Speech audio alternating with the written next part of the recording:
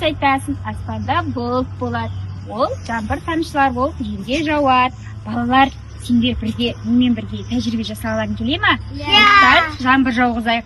Жасаймыз ба? Ал қанекей балалар, бірге тәжірибе жасайық. Балалар, біздер қазір тәжірибе жасайтын боламыз. Ол үшін бізге не керек? Опсын суретті, бояу, мақта.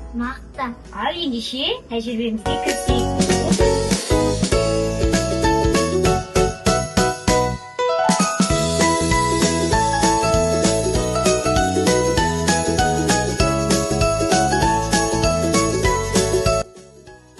Балалар, біздер не жасадық? Бұлт жасадық, дұрыс айтасың. Ендеше осы бұлтымызды бояйықшы. Балалар, бұлттың түсі қандай болады? көк. Ал ендеше іске кірісейік.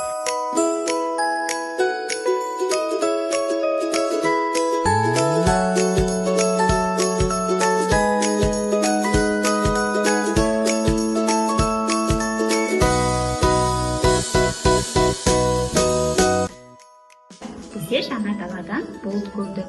Бұлттан жаңбыр тамшылары пайда болады. Ал біздер қазір өзіміз іштен бұлттан тамшылар жасайтын боламыз. Ол үшін бізге не керек? Мақта, су, бояу.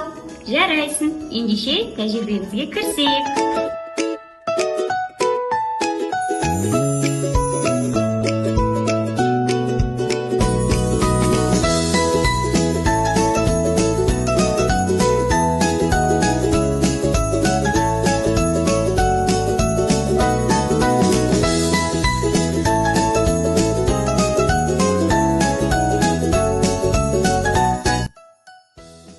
Балалар, біздер бағана қандай тәжірибе жасадық? Бұлттан жаңбыр жауғызды.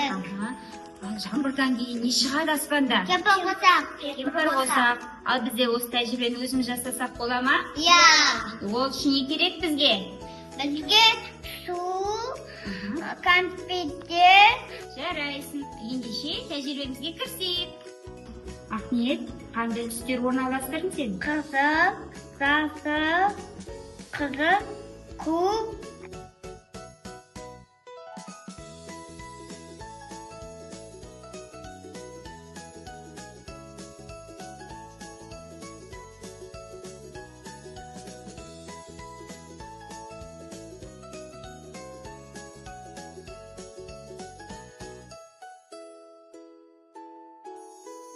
Абдулазиз, сенде не пайда болды?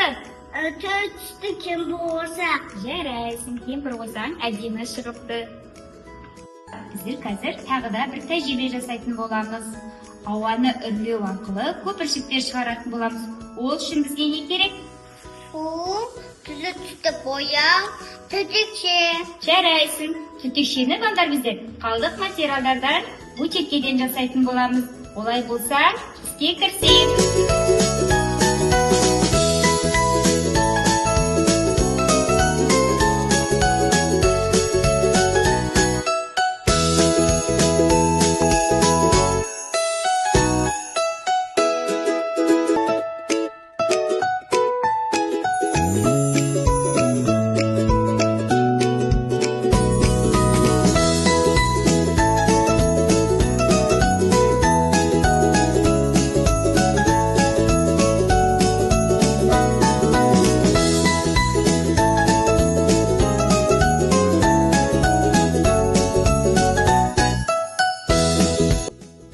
Бүгін бізде көп тәжірибе жасадық.